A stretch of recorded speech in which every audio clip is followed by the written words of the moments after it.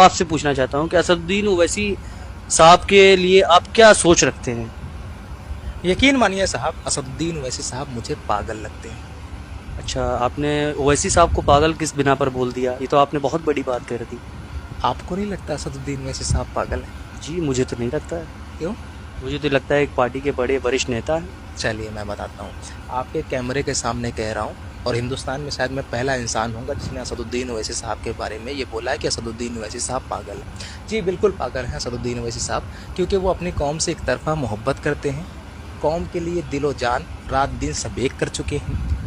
قوم کے نوجوان انہیں غدار، agent, B team, C team, D team دن رات گالیاں دیتے ہیں۔ دو کوڑی کے لوگ اسد الدین اویسی صاحب کے بارے میں گالی گلوچ اپنے گندی زبان کا استعمال کرتے ہیں اسد الدین اویسی صاحب کے خلاف۔ وہ اسد الدین اویسی جو صدن میں کھڑے ہو کر کے تمہاری شریعت میں جب مداخلت ہوتی ہے، تب وہ اسد الدین اویسی چیخ کر کے ستا کے آگے کھڑے ہو کر کے، ستا کے سب سے پاورفل انسان کے سامنے کھڑے ہو کر کے اس بل کو پھاڑتا ہے، CNRC NPR جیسے کالے قانون کا بل پھاڑ کر کے ویروਧ کرتا ہے۔ جب تمہاری شریعت میں مداخلت ہوتی ہے تو اکیلا بندہ کھڑے ہو کر کے آپ کی شریعت کو بچاتا ہے۔ پاگل نہیں لگتا؟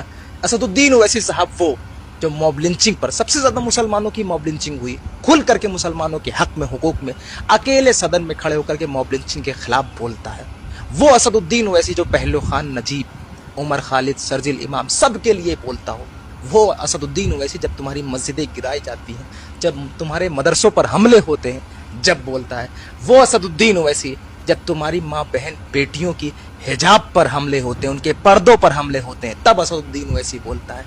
اسد الدین اویسی کو دن رات گالی دیتے ہو تب بھی وہ بولتا ہے۔ صاحب آپ کو نہیں لگتا کہ اسد الدین اویسی صاحب پاگل ہے؟